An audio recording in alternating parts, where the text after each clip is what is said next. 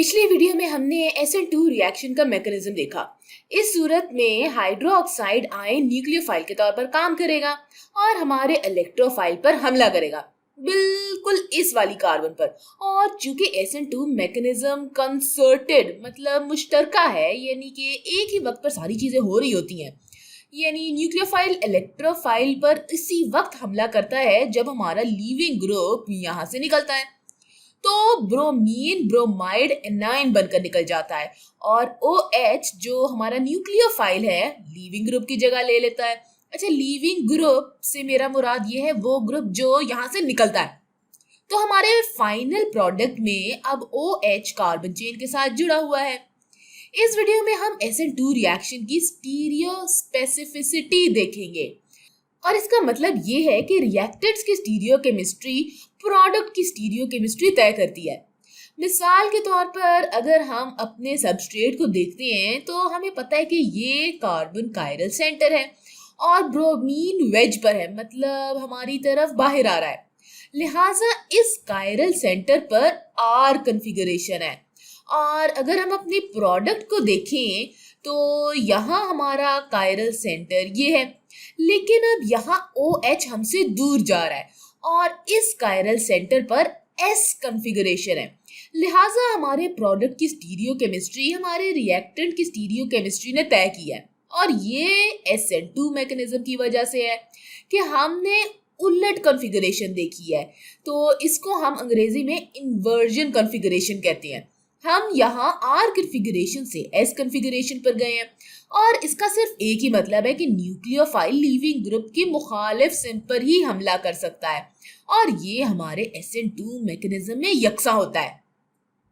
इसके बारे में इस तरह से भी सोचा जा सकता है कि ब्रोमीन एक बड़ा एटम है, इसके पास इलेक्ट्रॉन्स के लोन पेयर्स होने की वजह से इलेक्ट्रॉन डेंसिटी भी ज्यादा है और ये आपके नेगेटिवली चार्ज न्यूक्लियोफाइल को रिपेल करेगा, यानी इसे अपने से दूर धकेलेगा।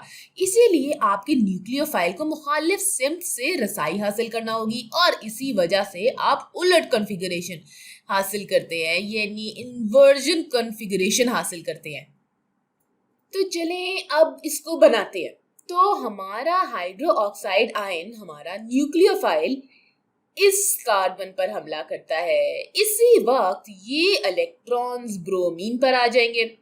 चलें अब ट्रांजिशन स्टेट बनाते हैं। तो इसके लिए पहले हम ब्रैकेट बनाएंगे। इस ऑक्सीजन और कार्बन के दरमियान पार्शियल बॉन्ड बन जाता है।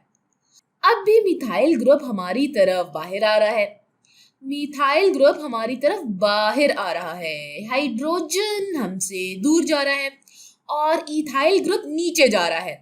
और ये तीनों ग्रुप यानी मिथाइल, हाइड्रोजन और इथाइल ग्रुप ये एक ही प्लेन में है और इसी वक्त हमारी कार्बन और लीविंग ग्रुप के दरमियान, जो कि यहाँ पर ब्रोमीन है, इनके दरमियान भी पार्शियल बॉन्ड है। तो ये हमारी ट्रांजिशन स्टेट है, यानी बीच की स्टेट। हम अपनी ट्रांजिशन स्टेट की शनाख्त के लिए यहाँ पर इस अलामत का इस्तेमाल करते हैं, ये ब्रैकेट के ऊपर ये छोटा सा निशान। अच्छा, ये जो हाइड्रोक्साइड आयन है इस पर फुल नेगेटिव चार्ज था, लेकिन ये कार्बन के साथ पार्शियल बॉन्ड बनाता है तो इस पर पार्शियल नेगेटिव चार्ज आ जाता है, क्योंकि जब ये बॉन्ड बनता है तो ये अपनी थोड़ी सी इलेक्ट्रॉन डेंसिटी खो देता है और चूंकि इलेक्ट्रॉन्स ब्रोमीन पर आ रहे हैं और ये ब्रोमाइड एनाइन बन जाता है तो हम इस पर पार्शियल नेगेटिव चार्ज लिख देंगे। तो ये हमारी ट्रांजिशन स्टेट है जिसमें हमारा न्यूक्लियोफाइल बॉन्ड बनाने जा रहा है और उसी वक्त लीविंग ग्रुप बॉन्ड तोड़ने जा रहा है। तो चले अपना हतमी प्रोडक्ट यहाँ पर बनाते हैं। हमारा मिथाइल ग्रुप बाहर की तरफ आ रहा है, हाइड्रोजन हमसे दूर जा रहा है और इथाइल ग्रुप नीचे की तरफ जा रहा है और अब हमारा OH के साथ बॉन्ड है। तो ये जो कार्बन है इसकी टेट्राहीड्रल ज्योमेट्री है, फिर ट्रांजिशन स्टेट में भी टेट्राहीड्रल ज्योमेट्री थी और फाइनल प्रोडक्ट में भी टेट्राहीड्रल ज्योमेट्री है। तो ये हमारी प्रोडक्ट को बनाने का एक तरीका है। अगर कार्बन चेन इस तरह की होती ना तो OH बाहर आ रहा होता, तो फिर ये प्रोडक्ट इस तरह का दिखाई देता, या फिर ये प्रोडक्ट इस तरह का भी दिख सकता है। तो ये हमारी प्रोडक्ट यानी S2 ब्यूटेनॉल को जाहिर करने के 3 मुख्तलिफ तरीके हैं। चले अब एक और SN2 रिएक्शन और इसकी स्टीरियोकेमिस्ट्री देखते हैं और अपनी प्रोडक्ट बनाते हैं। तो ये मेरा नेगेटिवली चार्ज न्यूक्लियोफाइल है और ये मेरा सबस्ट्रेट है, जिसमें मैं जानती हूँ कि क्लोरीन ज्यादा इलेक्ट्रोनेगेटिव होने की वजह से इस कार्बन से इलेक्ट्रॉन डेंसिटी को दूर ले जा रहा है, जिसका मतलब ये है कि ये कार्बन पार्शियली पॉजिटिव है। तो मेरा न्यूक्लियोफाइल इलेक्ट्रोफाइल पर हमला करने जा रहा है। उसी वक्त ये इलेक्ट्रॉन्स क्लोरीन पर आ जाएंगे और उसे क्लोराइड एनाइन बना देंगे।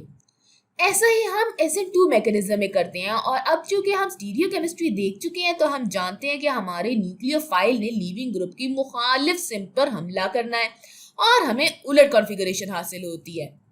तो अगर मैं इधर अपनी प्रोडक्ट बनाती हूँ तो कार्बन चेन तो वैसे ही बनाऊंगी, और जैसे सबस्ट्रेट में क्लोरीन हमसे दूर जा रहा है तो मैं प्रोडक्ट में न्यूक्लियोफाइल के लिए वेज बनाऊंगी क्योंकि वो हमारी तरफ आ रहा है। तो ये हमारी फाइनल प्रोडक्ट होगी।